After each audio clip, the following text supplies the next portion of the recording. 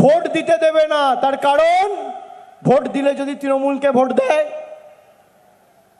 যারা এক বুক আশা আকাঙ্ক্ষা নিয়ে 2021 সালে বিজেপিকে ভোট দিয়েছিলেন, 5 বছর বিজেপির আসল স্বরূপটা আপনারা দেখেছেন।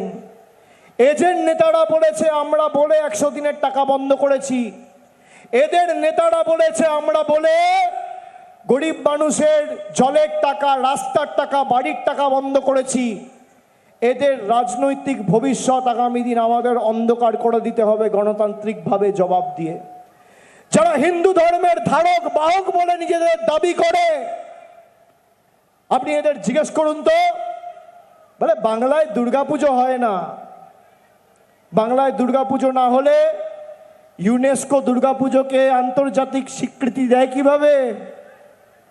বাংলায় দুর্গাপুজো না হলে সারা কলকাতা রাজ্য পুজোর 6টা দিন 10টা দিন আলোকিত হয় কি করে? আমরা বৈচিত্র্যের মধ্যে একতার মূল মন্ত্রে বিশ্বাস করি। আমরা নানা ভাষা, নানা মত, নানা পরিধানের নীতিতে বিশ্বাস করি। আমরা বিশ্বাস করি জীব সেবাই শিব সেবা। যারা ধর্মের কথা বলে, আমি একজন হিন্দু, এরা গীতা পাঠ অনুষ্ঠানে একজন নিরীহ যুবক চিকেন প্যাটিস বিক্রি করবে বলে তাকে মেরেছিল।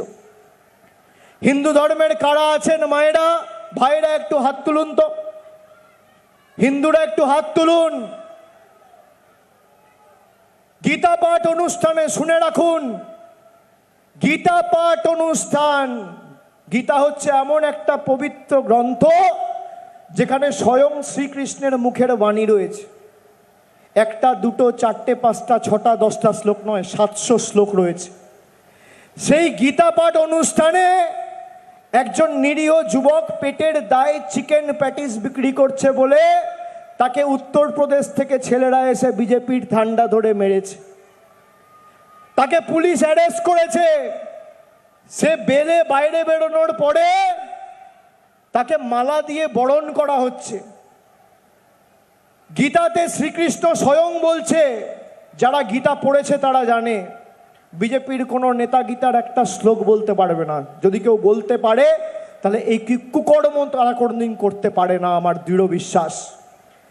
গীতার 5ম অধ্যায় 18 নম্বর শ্লোক, শ্রীকৃষ্ণ স্বয়ং বলছেন, বিদ্যা বিনয় সম্পন্নে ব্রাহ্মণে গবি হস্তিনী সুনিচৈবা স্বপাকে চা পণ্ডিতা সমদর্শিনা। তার মানে শ্রীকৃষ্ণ স্বয়ং বলছেন যে একটা মানুষ তো বটেই, আমি একটা পিঁপড়ে, একটা কুকুর, একটা গাছ, একটা বিড়াল, একটা জন্তুর মধ্যেও বিরাজমান। একটা মানুষের মধ্যে তো আমি আছি, সর্বত্র আমি রয়েছি।